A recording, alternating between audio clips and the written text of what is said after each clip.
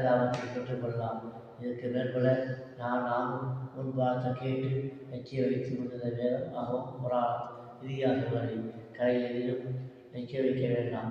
ஏனென்றால் அவர் ஒன்றிலாவது குழுவுக்கு என்று தெய்வத்தை எட்டாவது என்றும் தெய்வத்தை உண்மை இன்னாதனும் கொஞ்சம் வீடும் உறவை சொல்லாம் மண்ணை போட்டு வளர்த்து விட்டார்கள்.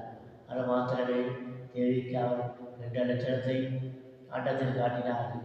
யாதெனில் கைலாசபதி என்றும் வைகுண்டபதி என்றும் சக்தி ரோகபதி என்றும் பெயரிட்டு இடம் வாகனம் ஆயுதம் வடிவம் உருவங்களை ஒரு மனுஷனுக்கு அருள் போல் அமைந்திருப்பதாக சொல்லியிருக்கின்றார்கள். தெய்வத்துக்கு கைகாவல் நெருக்கமாக நினைப்பது சொல்ல தெரியாது இருக்கின்றார்கள். உண்மையாக இருந்தவர்களும் உண்மை அறியாது அப்படியே கண்ணை மூடிக்கொண்டு உடல் இருக்கிறார்கள். ஆனால் ஆதியிலே இதை மறைத்தவன் ஒரு வல்லவன்.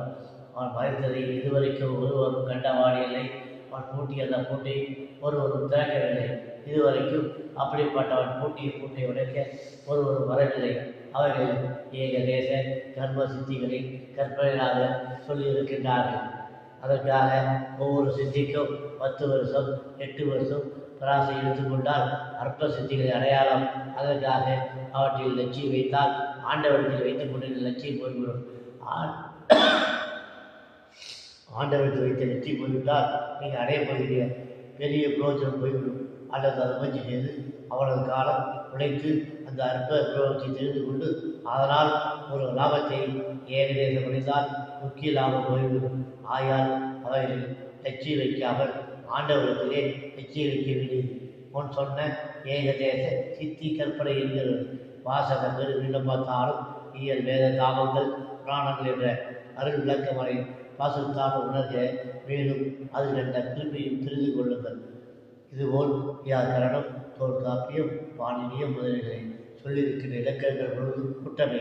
அவை குற்றமே சொல்லியிருக்கிறார்கள்.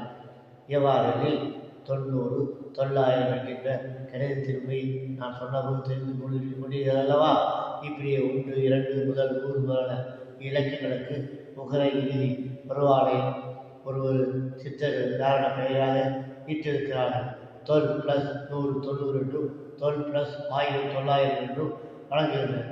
தொல் என்பது ஒன்று குறை தோக்கம். தொன்மை தொல்லுடன் பிரிந்து வழக்கத்தில் 990 என்று வருகிறது.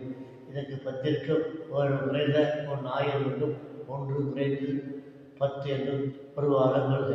இப்படி நான் சொன்னது போல் சொன்னால் சிறு குழந்தைகள் கூட அறிந்து கொள்ளும். இதுபோல் சைவம் வைணவம் முதலிய சபைகள் வேதாந்தம் சித்தாந்தம் முதலிய மதங்கள்